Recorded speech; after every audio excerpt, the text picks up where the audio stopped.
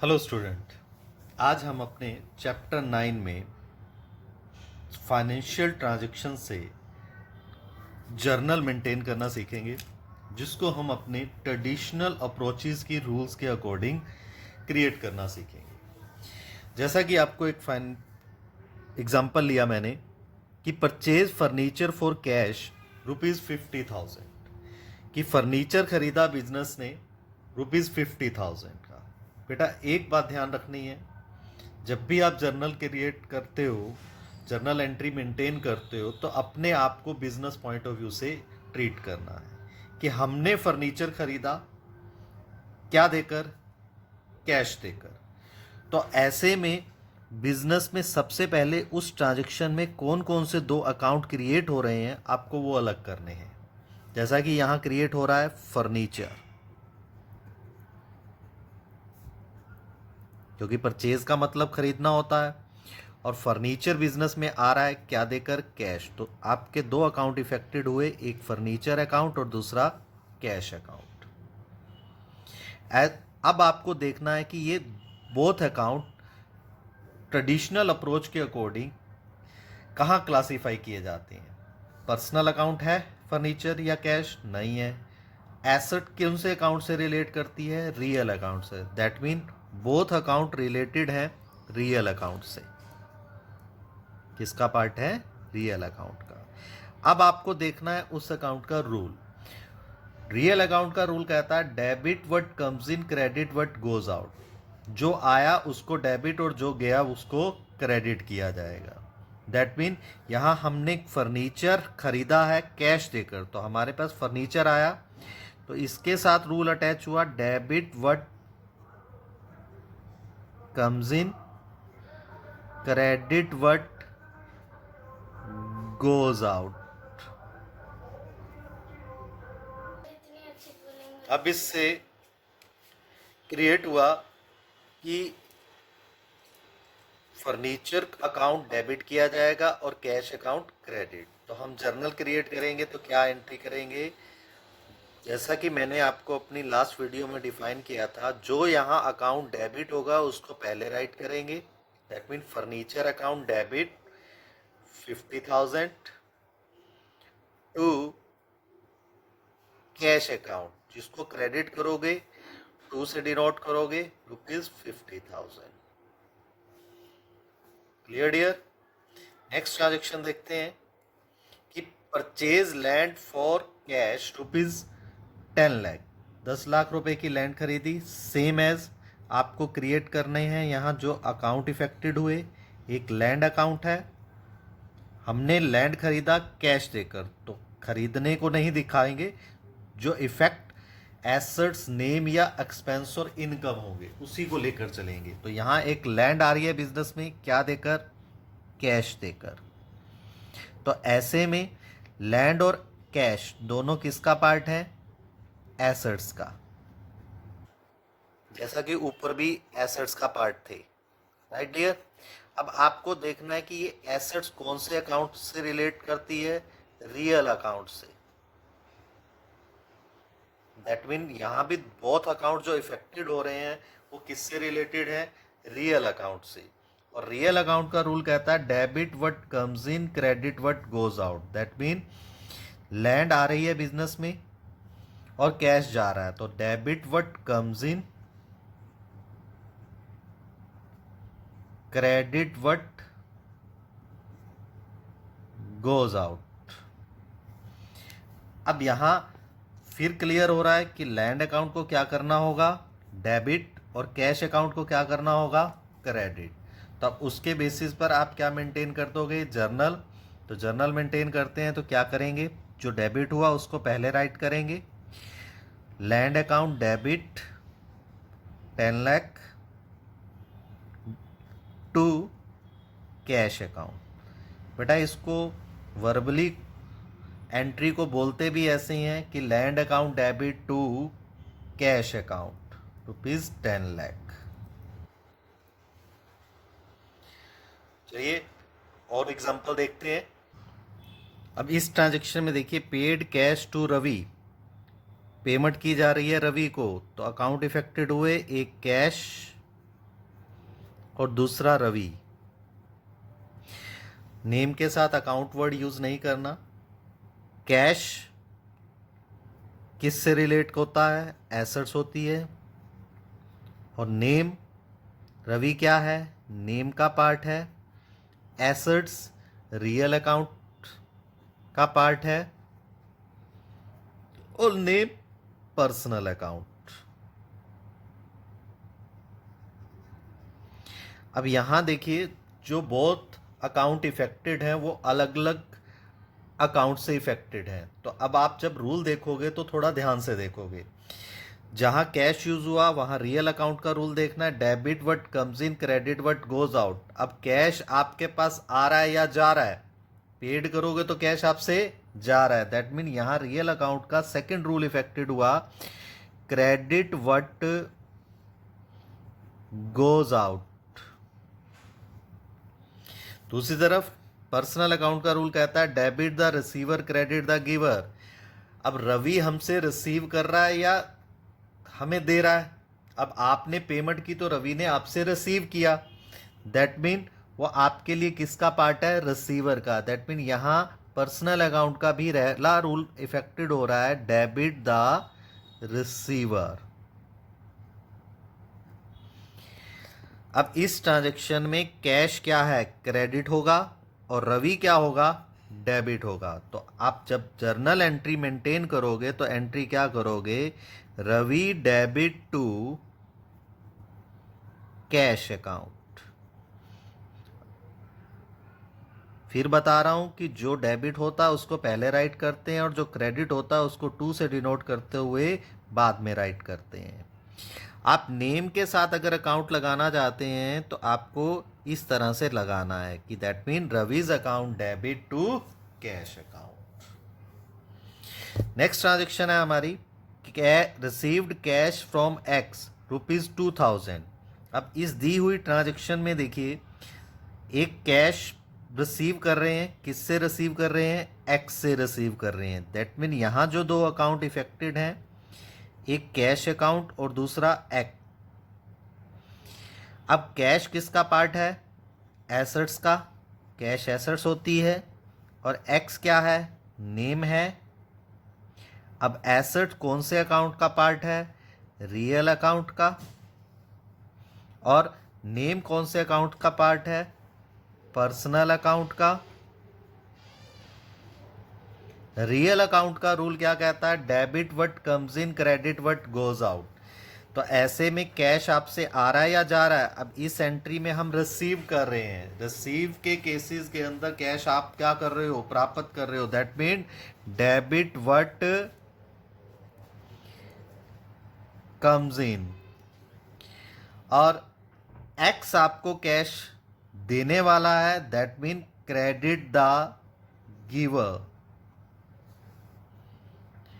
तो ऐसे में जर्नल एंट्री जो आपकी क्रिएट होगी उसमें इन बोथ अकाउंट्स में कैश क्या होगा? डेबिट होगा। और एक्स क्या होगा? क्रेडिट होगा। That mean cash account debit 2000 to X 2000। Dear अभी मैं इसको फॉर्मेट में नहीं दिखा रहा, अभी आपको सिर्फ डायरेक्ट यहां मेंटेन करनी सिखा रहा हूं कि कैसे जर्नल एंट्री मेंटेन करनी है आपने। उसके बाद इसको हमने जैसा फॉर्मेट सीखा था उसी में ही दिखाते हैं विद नरेशन के साथ।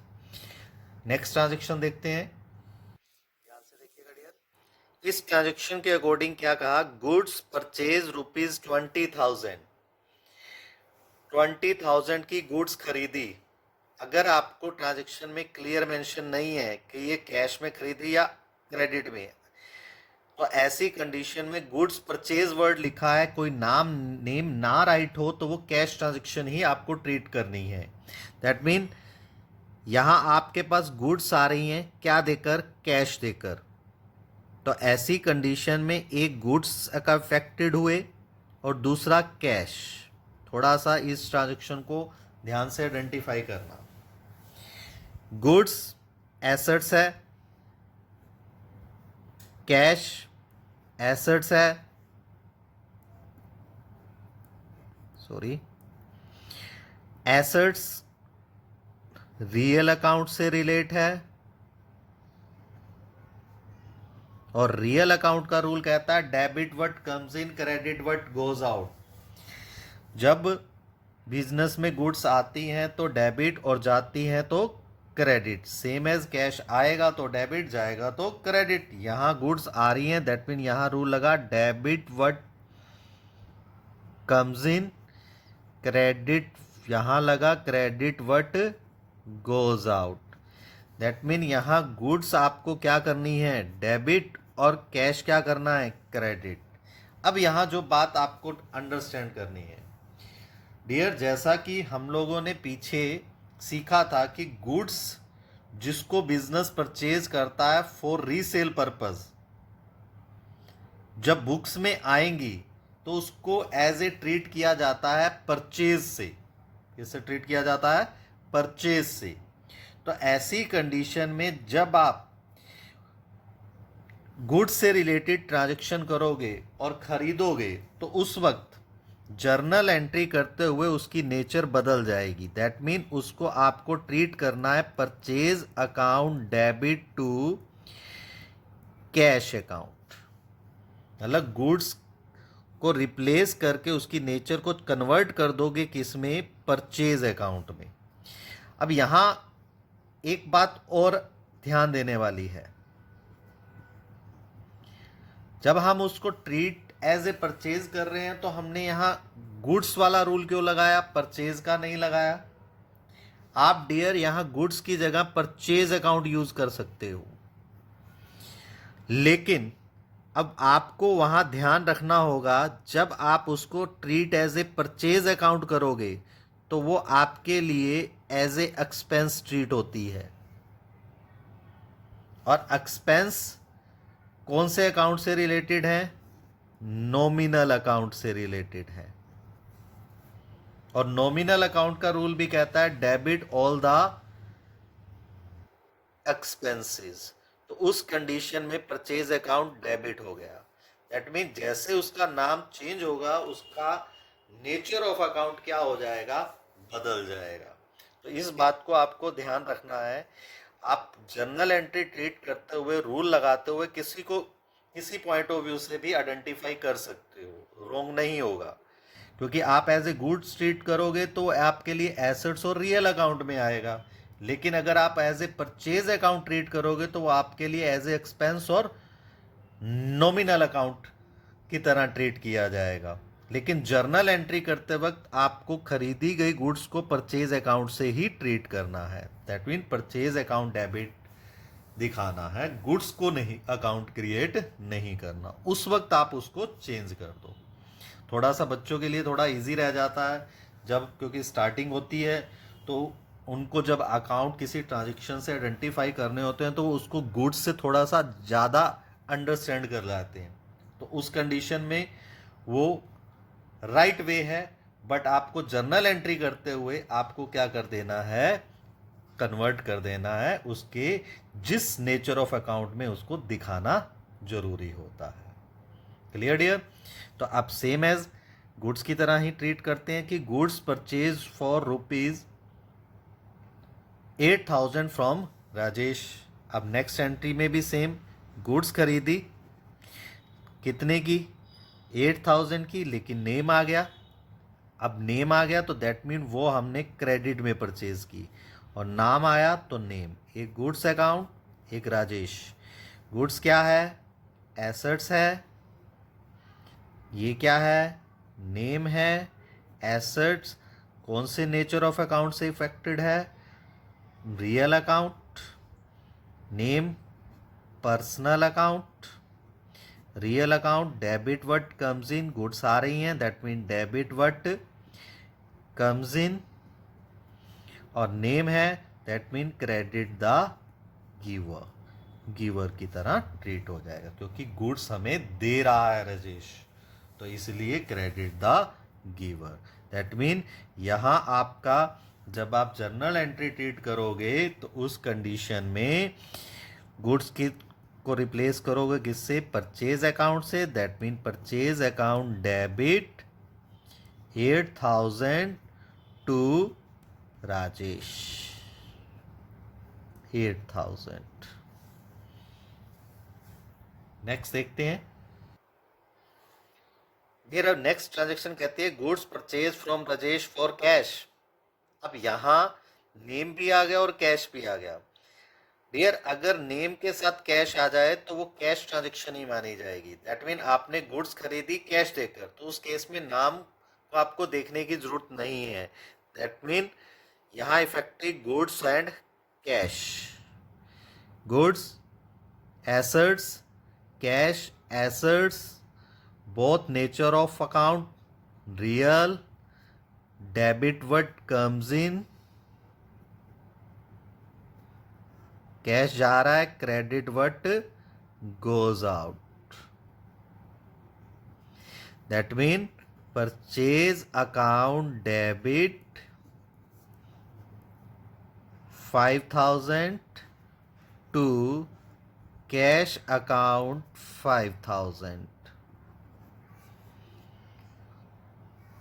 एक अनदर ट्रांजेक्शन की तरफ आते हैं। Goods sold ₹13,000। मैंने इसको गुड्स की तरह इसीलिए ट्रीट किया, थोड़ा आपको अंडरस्टैंड करना आसान हो जाए। आप इसको खरीदते वक्त परचेज और बेचते वक्त सेल भी ट्रीट कर सकते हैं, लेकिन जैसा मैंने पीछे बताया कि उस पॉइंट ऑफ व्यू से जब आप नेचर ऑफ अकाउंट बदल लेते हो, अकाउंट का नेम बदलोगे, तो उसके अकॉर्डिंग आपका नेचर ऑफ अकाउंट भी चेंज हो जाएगा। अब यहाँ मैं आपको दोनों तरीके से बताता हूँ। अगर हम उसको गुड्स ट्रीट कर रहे हैं, कुछ नहीं कहा तो कैश अकाउंट, गुड्स एसेट्स है, कैश एसेट्स है, बोथ आर इफेक्टेड ऑन या रिलेटेड ऑन रियल अकाउंट। अब यहां गुड्स आप सेल कर रहे हो तो गुड्स आपसे जा रही हैं, that mean credit what goes out, and cash आ रहा है, डेबिट व्हाट कम्स इन। यहां अब आप जब जर्नल एंट्री करोगे तो गुड्स की जगह आप राइट करोगे सेल्स अकाउंट। दैट मीन यहां एंट्री करते वक्त आप दिखाओगे cash account debit to sales account 13,000। लेकिन फिर बता दूं, अगर यहां हम गुड्स की जगह लेते क्या सेल्स अकाउंट, तो नेचर ऑफ अकाउंट बदल गया। सेल अकाउंट किसका पार्ट होगा? इनकम का, क्योंकि सेल करने से आपको बेनिफिट मिलेगा ना, तो इनकम, और इनकम किसका पार्ट कहलाएगी? Nominal account. और नॉमिनल अकाउंट का rule credit all the income, तो उस केस में क्या कहलाएगी? Credit all the income. That mean उस कंडीशन में आपका ये रूल इफेक्टेड होगा। लेकिन आप अपनी वर्बली ट्रांजेक्शन करते हुए उसको किसी भी तरह से अंडरस्टैंड कर सकते हो। नेक्स्ट आता है goods sold to Mahesh ₹15,000। That mean goods sale कर रहे हैं किसको? महेश को। वही goods Mahesh, assets, name, real, personal, नाम आ गया तो personal account, nature of account होगी पर्सनल, रियल का rule debit what comes in, credit what goes out. That mean यहां लगा credit what goes out. Mahesh personal, that mean debit the receiver, credit the giver. अब वो महेश हमसे क्या कर रहा है? रिसीव कर रहा है, तो that mean debit the receiver. Journal entry क्या होगी? Mahesh debit to sales account 15,000।